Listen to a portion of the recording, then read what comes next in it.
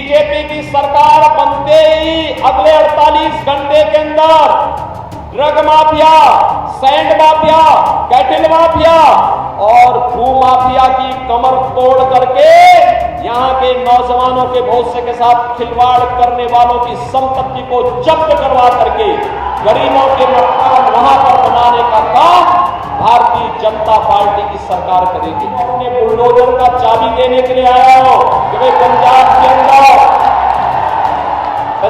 अंदर जीत के जाइए, अगली सरकार बीजेपी की बनाइए और बीजेपी की सरकार पंजाब में बनाइए और जितने बुलडोजर चाहिए मैं यूपी से भेज देता हूं, हमारे पास उसकी विशेषज्ञता है। 2017 में मुझे उत्तर प्रदेश का मुख्यमंत्री बनाया गया और मुख्यमंत्री बनाने के बाद मोदी जी ने कहा कि उत्तर प्रदेश में कैसे इसको आप ठीक करेंगे। बहुत बड़ी चुनौती है क्योंकि 25 करोड़ की आबादी का राज्य, वहां पर पहले सिखों के खिलाफ दंगा होता था सहारनपुर में, इसी प्रकार से जगह जगह दंगे होते थे, हर तीसरे दिन एक दंगा होता था। बहन और भाइयों, 7 वर्ष में आपने देखा होगा आज तो पंजाब के ढेर सारे ट्रांसपोर्टर यूपी होते हुए जाते होंगे।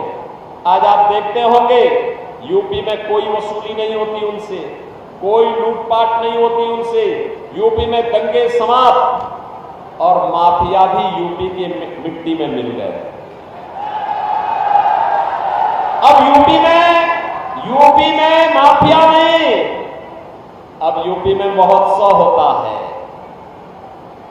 गुरु नानक देव जी का प्रकाशोत्सव, गुरु तेग बहादुर जी का बलिदानी दिवस, वीर बाल दिवस, जन्माष्टमी, शिवरात्रि, दीपोत्सव, देव दीपावली, रंगोत्सव, ये आज यूपी की पहचान बन गई है। और बहनों और भाइयों, मैं इसीलिए आपसे कहने के लिए आया हूं, ये कांग्रेस और आम आदमी पार्टी का गठबंधन ये पंजाब को अराजकता की ओर ले जाने की साजिश का हिस्सा है। इसको पूरी तरह खारिज कराने के लिए ही आपसे अपील करने के लिए मैं आया हूं। मैं तो यहां पर सुभाष शर्मा जी को अपने बुलडोजर का चाबी देने के लिए आया हूं कि भाई पंजाब के अंदर जीत के जाइए, अगली सरकार बीजेपी की बनाइए और बीजेपी की सरकार पंजाब में बनाइए और जितने बुलडोजर चाहिए मैं यूपी से भेज देता हूं, हमारे पास उसकी विशेषज्ञता है। आप देखना, बीजेपी की सरकार बनते ही, बहनों और भाइयों, मैं आपको आश्वस्त करने के लिए आया हूं, बीजेपी की सरकार बनते ही अगले 48 घंटे के अंदर drug mafia, sand mafia, cattle mafia और भू माफिया की कमर तोड़ करके यहां के नौजवानों के भविष्य के साथ खिलवाड़, संपत्ति को जब्त करवा करके गरीबों के मकान वहां पर बनाने का काम भारतीय जनता पार्टी की सरकार करेगी। और इसीलिए मैं आपसे अपील करने के लिए आया हूं, ये कांग्रेस और आम आदमी पार्टी नाम ही आम आदमी नाम रखा है इसने। मैंने अपने जीवन में इतनी झूठ बोलने वाली पार्टी देखी ही नहीं। यानी जो कहती थी, डंके की चोट पे घोषणा करती थी कि हम ईमानदार पार्टी है, भारत की पहली राजनीतिक पार्टी है जिसपे भ्रष्टाचार का आरोप लगा है और भ्रष्टाचार के आरोप में जिसके खिलाफ चार्जशीट दाखिल हुई है, जिसके 1 दर्जन से ज्यादा नेता जेल में हैं या बेल पर हैं।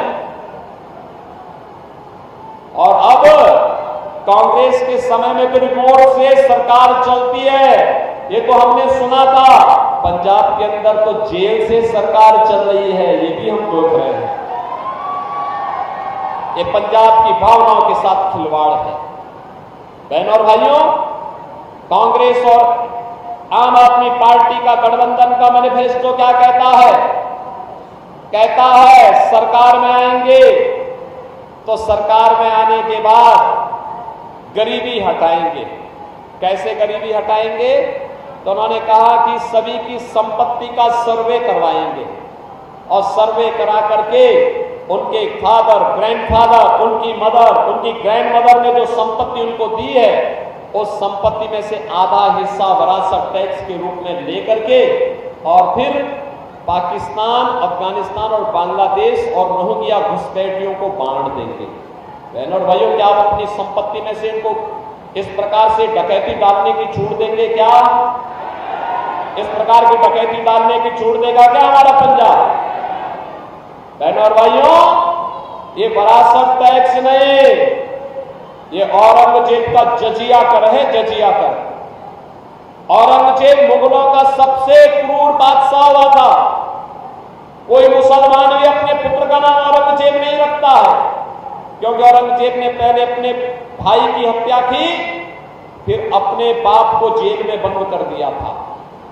और उसका बाप शाहजहां लिखता है कि कमबख्त औरंगजेब, तो जैसा दुष्ट पुत्र किसी को पैदा न हो, तो जीते जी मुझे एक एक बूंद पानी के लिए तरसाया है, और तुझसे अच्छे तो यह हिंदू है जो जीते जी अपने बड़े बुजुर्गों का सम्मान करता है और मरने के बाद वर्ष में एक बार श्राद्ध और तर्पण करके पितरों को तर्पण दे करके जल देने का काम करता है।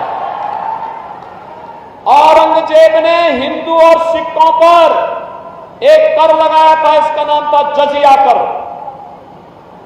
वह कहता था या तो कर दो, टैक्स दो, और नहीं तो मुसलमान बनो।